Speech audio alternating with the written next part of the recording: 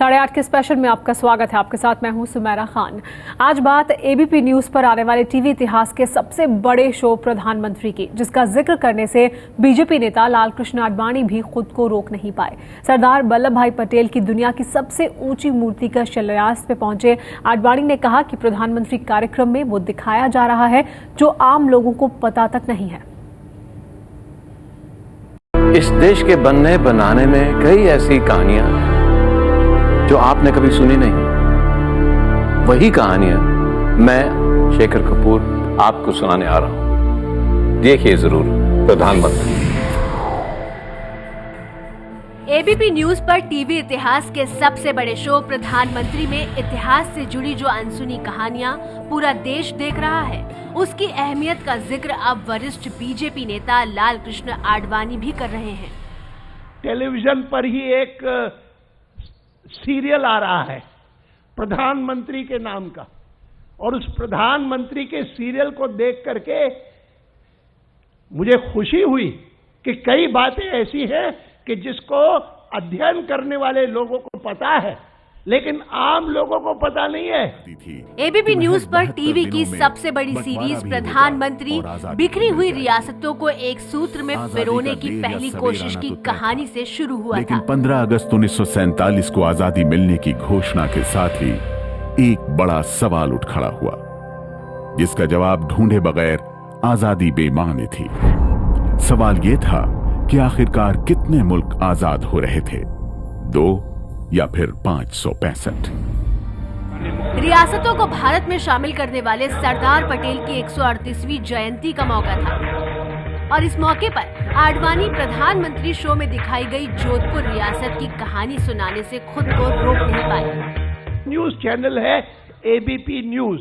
उस news channel पर जो प्रधानमंत्री सीरियल चल रहा है, जिसमें कुल मिलाकर के 24 एपिसोड हैं, वह प्रधानमंत्री पंडित नेहरू से शुरू होकर के और आज के प्रधानमंत्री तक है।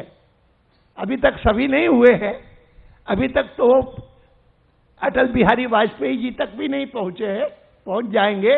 लेकिन मैं जब शुरू के देख रहा था, तो उन शुरू के एपिसोड्स में देख करके कि वो किस प्रकार से जोधपुर का महाराजा बार्गेन कर रहा है मोहम्मद अली जिन्ना से कि मैं अगर मानो पाकिस्तान से जुड़ता हूं तो मुझे क्या मिलेगा, और ये कहता है कि मैं तो जुड़ने को तैयार हूं, मेरा मन बना है, लेकिन मैं जानना चाहता हूं कि मैं जब जुड़ूंगा तो जोधपुर की जनता को कराची बंदरगाह का उपयोग करने का अवसर मिलेगा।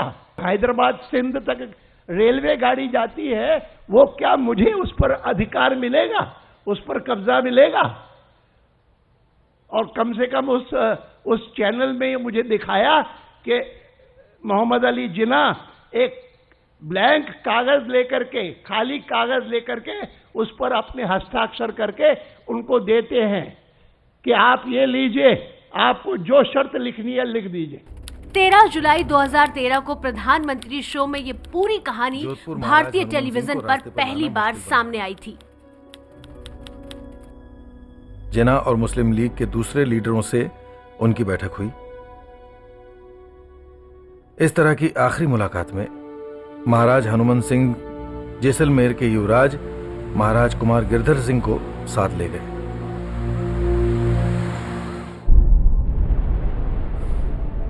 जिन्ना साहब, जो रियासतें पाकिस्तान के साथ मिल रही हैं, उन्हें आपसे क्या मिलेगा?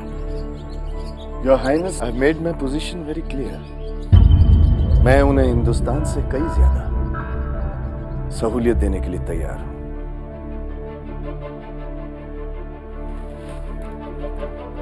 And Your Highness, आपके लिए मैं ये सादे कागज पर साइन कर रहा हूं।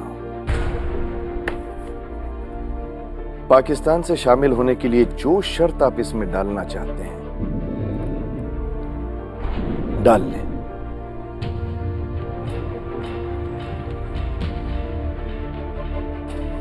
थैंक यू जिन्ना साहब। अगर जोधपुर पाकिस्तान के साथ मिल जाए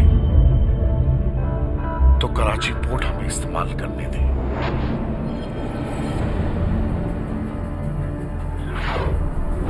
हथियारों का फ्री इंपोर्ट हो।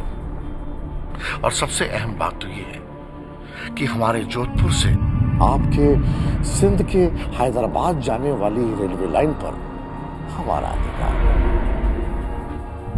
Anything for you your highness. युवराज, जोधपुर की तरह आपकी भी सरहद हमारी सरहद से मिलेगी, तो क्या जोधपुर की तरह जैसलमेर भी पाकिस्तान से नहीं मिलेगा?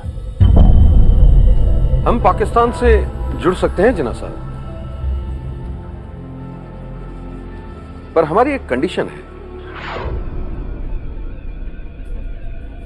जब भी हमारे राज्य में हिंदुओं और मुसलमानों का झगड़ा होगा, तब क्या आप न्यूट्रल रहेंगे? Your highness, as long as the central government in India is weak, we are both strong. I have signed on the dotted lines. You fill in the conditions. मैं शुक्रगुजार हूं जिन्ना साहब का कि इतना बड़ा प्रस्ताव उन्होंने मेरे सामने रखा। मैं बहुत जल्द सोचकर अपना फैसला आपको बता दूंगा।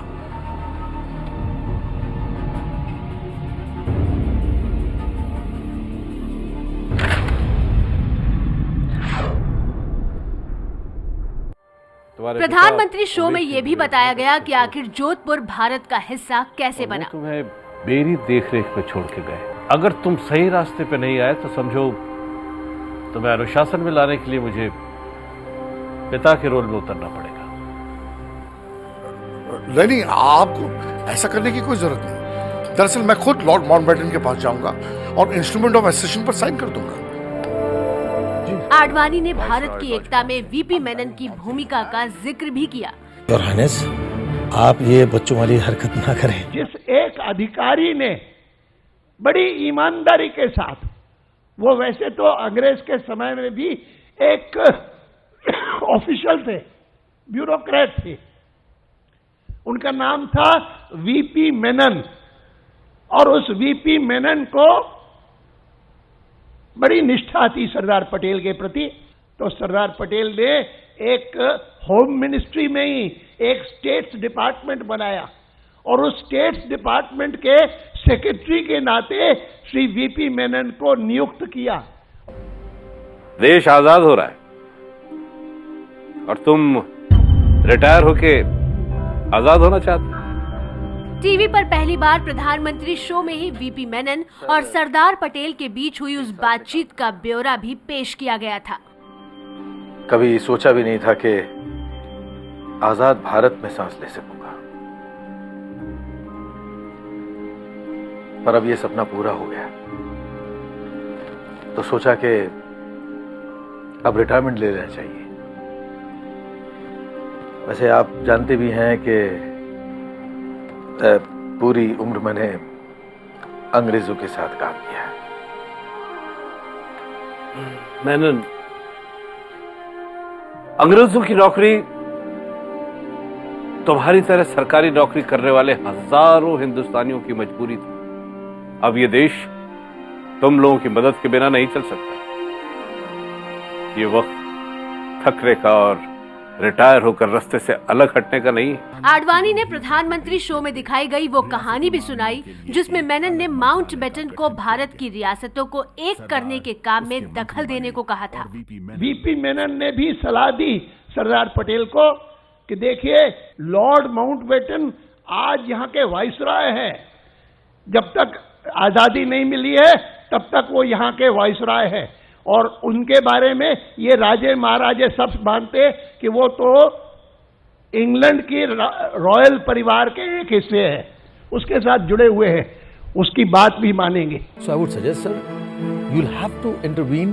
इतिहास का ये अहम पन्ना भी प्रधानमंत्री शो ने देश के सामने खोला था। You are suggesting that I transfer 560 princely states to the Dominion of India.